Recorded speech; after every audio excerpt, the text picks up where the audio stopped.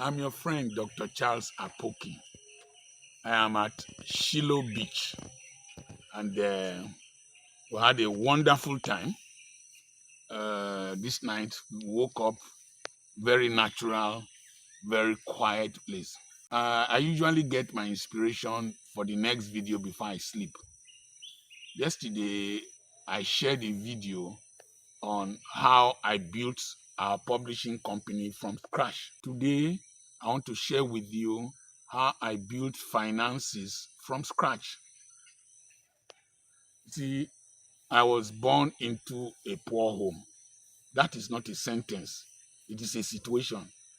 That should not determine the circumference of your finances and your life. Hardship and poverty should create a stimulus to change your background. In every family, there's one man that decides that history must not repeat itself in his life. And I was that child. I decided to conquer illiteracy. I decided to conquer poverty. I decided to conquer obscurity. I decided to conquer timidity and mediocrity. But to conquer financial difficulties take time. Even though I was a medical doctor at 25, the salary was 375 naira 50 kobo in 1984-85. That was substantial, but the responsibilities I had were many. Paralyzed father, paralyzed mother. I needed to get married and all that. I needed to build a house for my parents and all that. So when I went for youth service, I was being paid 200 naira. 200 naira as an NYSC doctor. So what did I do? Number one, for you to be able to save, you must have extra income. Deliberately look for extra income. No matter how small, intentionally look for extra income. So you can't just sit down with one, because wealth is a lake while income is a spring. The more springs that feed the lake of your finances, the better for you. So if you say you don't like stress, then you can't save and you can't be rich. Fortunately for me, I married during the youth service period. So I was doing manual consultations in chemists, trekking from hospital to hospital to go and see patients, and they will pay me. If they paid me, I will make sure that I do a budget of that 200 naira and the extra income I received. I prioritize. When I prioritize, from there, I'm able to determine how much I will save. So one of the things you need to learn how to do is that delayed gratification that I told you about earlier on. You must learn to say, I don't need to finish everything that I earn. I don't need to consume. When I eat my meals, I eat some, I leave the rest, and I will eat again. So my wife and I were very frugal. Number two, we practice fitness for purpose. People were buying kidney, liver, and all that. We couldn't afford that at that time. We could spend the money and still owe, but we didn't want to do that. So we will buy pancreas, we will buy the lungs of the cow. That is what we will eat. And I told you in the previous video that I will buy the necks of fowl and the legs of chicken. The necks of fowl are not growing in my neck now. Neither are the legs of chicken growing in my hands. Nobody will eventually know what you ate in Genesis when you reach Revelation. So, and this belly never gets satisfied. It's like the earth. It never gets satisfied. You determine your level of satisfaction by regulating your satiety center.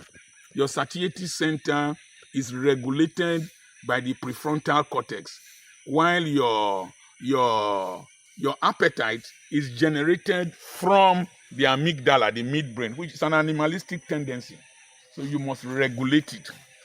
You must determine, I'm not going to buy this dress, I'm not going to buy this shoe, I'm not going to buy this wristwatch, I'm not going to do this. I've not been wearing wristwatches for a long time. This one was bought for me by my son because he counts my steps and measures my pulse rate. So when you have extra income, And then you have self-discipline. It takes discipline to save. Then you must have a vision. I woke up this morning, I'm not under any pressure. I don't pay rent anywhere. I don't need to go to work for me to live this good life. I didn't pay here for this place. I was brought here. Everything, food and whatever we have taken is paid for. So I wanted to live this life. I wanted to have financial freedom, personal freedom, and financial independence. Now, there are my mates that I used to preach with in those days. They'll get money, they squander. Get money, they squander. Till today, they dare not say the things I say on social media. Because if they say them, they will block them from preaching in those churches. But I can tell the churches and whoever is offended by the truth I'm saying, bust you. It is because I have the box. If you don't have the box, you can't bust any person. So when I realized that very early, and I also saw how my father, at the point of retirement, was dependent upon government and retirement benefit, and my education was nearly strangulated. I told myself, no, I must get financial independence and financial freedom. And so, how can I do that? It is by target saving. I will save for an objective. So I was working at the Royal Hospital number 4, Pobo Road. My wife was earning 500 naira. I was earning 1,500 naira. Okay, let me go a little bit backward. Do you know from the youth service money and my extra jobs, I was able to save money to buy a 504 Peugeot car, IM49BN, at the end of NYSC and with my salary. So I needed that car for status as a medical doctor, needed that car for convenience to carry my wife and my children, but it came from saving and depriving myself. So the saving to buy the car was an aspirational saving. You don't just save money and put it in the bank. If you save money and put it in the bank, if you plot the value of money against time, it's like the demand curve. It will reduce in value with time. So you must save with an objective in mind. That objective might be to invest. That objective might be to buy something that you can use in future to build a business. So, as I was receiving 1,500 and my wife was receiving 500 naira, I was selling secondhand clothing. I was selling secondhand clothing with my wife. We bought secondhand clothing from Obi Alaribe. We will go to Free Zone in a area market and sell secondhand clothing. I will hide so that my patients won't see me. But we needed that extra income by multiplying the money we had. We multiplied it in the secondhand clothing so that it can increase in quantity, so that we can save part of the salary, and so that I can start buying things for the hospital. So I started buying things for the hospital that I wanted to open, gradually, things that will not spoil, galley pods, artery forceps, sterilizing units, different things, drip stands. I bought the drapes and all that gradually. And then I was able to open the place by taking a small loan from New Nigerian Bank there, 2,500. And that is the last loan I took in 1988. So you can see that I had today in mind that was making me deprive myself of yesterday. So you pay now so that you can play in future. So I paid for the play that I'm enjoying now in the past. So you think about where you want to go. But people who are not able to save want to eat their future now. So don't eat your future now. And when I started preaching, they will give me money. When they give me money, I knew it was not my money. I would tell myself, this money is for my children's children to see. My children's children must see the effect of this money in my life in future. And today, they are seeing it. So it's aspirational. People who don't save don't have aspiration. When an athlete puts himself under stress to train, to lift weights, to run, it is the Olympics he's looking at, where he will receive a crown of excellence. So I was looking at the crown of excellence, financial excellence, anything excellence. And so, why I'm excited about anything I do is that I've proven these things to be true.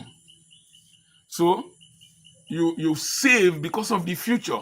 You dress excessively, eat excessively, buy cars excessively because of the present and because you want to impress people.